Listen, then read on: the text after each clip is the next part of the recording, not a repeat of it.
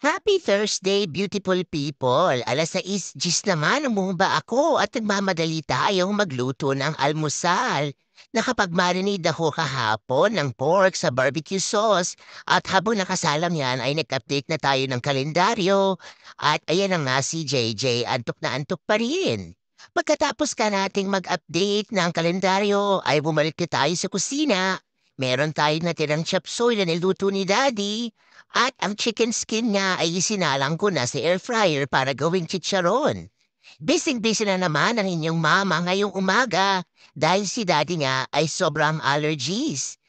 Maliban pa sa niluto nating barbecue, ay gumawa rin ako ng sunny side up egg at ininit ko na nga muna ang bahaw ni JJ.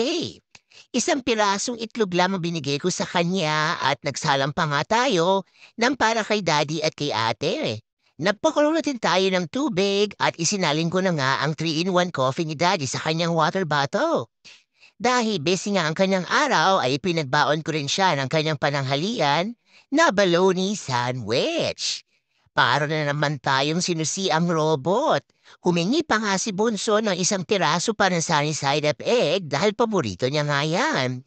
Patuloy pa rin ang pagkilos ni Mama sa kitchen at kung nakita niyo nga yan, ay para tayong robot na sinusian. Sanay na talaga ang katawan nating kumilos at alam na alam ko na nga ang aking bawat galaw. Hindi tayo nakaupo for now dahil patuloy pa rin tayo sa pagluluto at ayaw nating masunog yan.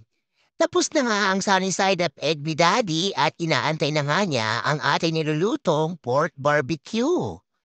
Kung napansin nyo nga ay inamoy ko muna ang aking sarili dahil papasok na tayo sa trabaho at ayaw naman nating mag-amoy karne.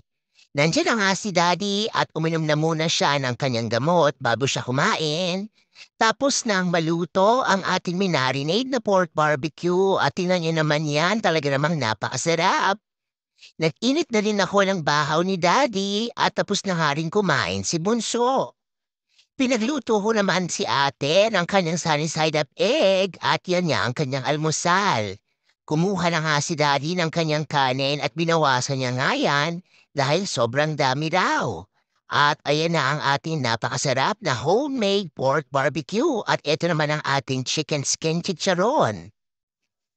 Medyo nasunog ko nga ang isang piraso na sunny side up egg at ako na nga lang ang kumain yan dahil hindi yan type ng ating dalaga. Eto na nga si Mama at nagmumukbang na tayo para sa ating almusal. Umupo muna tayo sandali dahil ramdam na ramdam ko na si Arthur sa aking tuhod. 2 pirasong sunny side up egg na at 2 pirasong pork ang ating inulam. Ako ulit ang naghatid sa ating mga anak at maaga nga ang aking first patient. Sobrang init na din at talagang tirik na tirik ang araw. Trash collection din kaya kung napansin nyo nga ay merong mga blue trash can sa labas ng mga bahay. Medyo inaantok pa nga si Mama at naghihikab pa.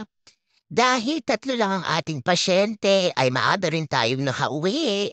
Ang second patient ko nga ay almost 25 minutes sa aking first patient at ine-enjoy pa rin natin ang ating coffee habang tayo ay nagde-drive. At talaga namang nahawa na din tayo sa allergies ni daddy at ni ate. Dumaan muna nga ako sa Carnes dahil nakasale nga ang kanilang strawberry packs for 199. Sobrang pula na at sobrang kati na talaga ng ating mata. Pero bago tayo maligo ay naglinis muna si Mama ng kulungan ng ating mga pets na si Nugget at Piggy Smalls. Dahil hindi pa nga nakokolekta ang ating trash, ay sinimulan ko nang linisin ang kanilang cage para maihabol natin yan. Once a week na kung tayo ay maglinis ng kanilang kulungan dahil hindi pwedeng hindi natin gagawin yan at mangangamoy nga ang buong bahay. Ang mga pets na ito ay inampon namin nung nagsimula ang pandemic. Pero nalaman nga natin na allergic ang ating mga bagets dahil sila nga ay naglalagas ng balahibo. Kaya naman si Mama na ang nag-aalaga at nag-aasikaso sa ating mga pets. Mahirap din talagang magkaroon ng pets. Dapat talaga ay ikaw ay responsible owner. Ayun na nga at pagkatapos kong linisin ay nilagyan ko na sila ng bagong beddings at ayan na nga ang kanilang pagkain na pellet at hay. Masayang-masaya na naman ang ating mga alaga at busog-lusog na naman sila Nugget at Piggy Smalls. Pagkatapos kong maglinis ay binalisan ko ang ating sahig dahil nagkalat nga ang hay at kung ano-ano pa. Kapag tayo ay nalilinis, meron din silang dumi na lumalabas sa kanilang kulungan. Pagkatapos nga ng ating paglilinis ay inilabas ko na nga ang dalawang plastic na yan. Tapos na rin pala kaming kumain at 7:30 na nga nang tayo ay umakyat sa itaas. Sa mga oras na ito ay umalis nga si ate at si daddy para manood ng volleyball game ng high school. Si JJ ay nasa kanyang kwarto, gumagawa ng kanyang homework at nakikipaglaro din sa kanyang mga kaibigan. Tingnan niyo naman si mama, hindi matapos-tapos ang ating pagbahing at talaga namang hirap na tayong huminga.